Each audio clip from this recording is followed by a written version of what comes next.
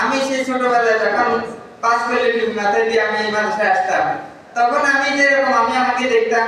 আমি কিন্তু আমাকে কিন্তু এখনো আয়নার সামনে দাঁড়ালে আমি ওরকমই কিন্তু দেখি। আমার কাছে কিন্তু এরকম মনে হয় না যে আমি এখান দিয়ে যাই, আমি পানিতে পুকুরে উজু করতেছি, আমি পড়ে গেছি, তারপরে কারিশা বুঝে এনাদুল্লাহ কারিশা বুঝে আমাকে উঠাইছে, গাছা পড়াই দিছে। আমার কিন্তু এগুলো মনে আছে, কিন্তু আমি যে তখন আমাকে আয়নার সামনে যেরকম দেখেছি, আমি কিন্তু এখন ওই রকমই আমাকে কিন্তু দেখি। এই যে আমার সময়টা চলে গেল, এই সময় আমি যদি হিসাব করি যে আমি আল্লাহর জন্য আমি কতটুকু সময় দিয়েছি, আমি আমার নেক কাজের জন্য আমি কতটুকু সময় দিয়েছি, আমি আমার জাহান্নাম থেকে মুক্তির জন্য কতটুকু সময় দিয়েছি, আমি আমার জান্নাতে যাওয়ার জন্য আমি কতটুকু সময় দিয়েছি, কিন্তু আমি যদি হিসাব করি দেখা যাবে আমি হয়তো আমার হিসেবে আমাকে যদি বলা হয় কিয়ামতের দিন বলা হবে যে তো এতরা কিতাবা কাফা বিনাফসিকা ইয়াউমা আলাইকা হাসিবা, যে আমলনামা দেওয়ার পরে বলা হবে এতরা কিতাবা,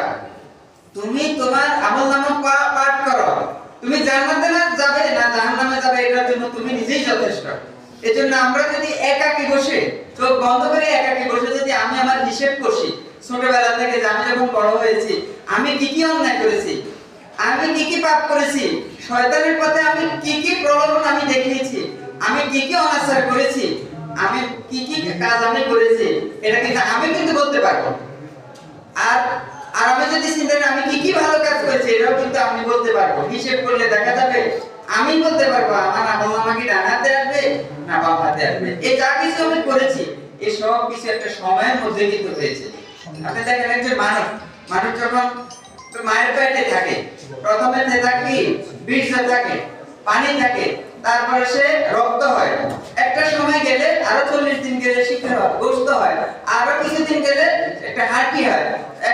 একটা অবয়ব হয়। এইভাবে করে সে কিন্তু মায়ের পেটে যখন মানুষ থাকে একটা সময়ের প্রেক্ষিতে কিন্তু হয়তো 100 মাসে আল্লাহ সেখানে রূহ দেন, তারপর সে মানুষটা একটা সময়ের পরে মায়ের পেট থেকে দুনিয়াতে আসে। এই যে সময় যাচ্ছে, তারপরে সে আস্তে আস্তে বড় হয়, এই যে সময় যাচ্ছে সে বড় হয়, সে হাঁটতে শিখে, তার দাঁত উঠতে থাকে, তারপরে কি হয় সে কৈশোরে পৌঁছে, তারপরে কি হয় সে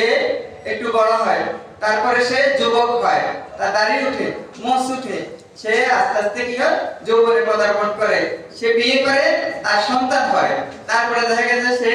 সন্তান বিয়ে করায়, সে সন্তান হওয়ার পর সন্তান বিয়ে করায়, সে কি হয় শ্বশুর হয়, তারপরে তার সন্তান হয়। এইভাবে কিন্তু সময়টা চলে যায়, যেতে যেতে দেখা যায় সে কিন্তু বৃদ্ধ হয়ে গেছে, আস্তে আস্তে তার সময়টা ফুরিয়ে গেছে, তার যাওয়ার সময় হয়ে যায়। মূলত আমরা যা করি সবকিছু আমরা কিন্তু সময়ের মধ্যেই করি।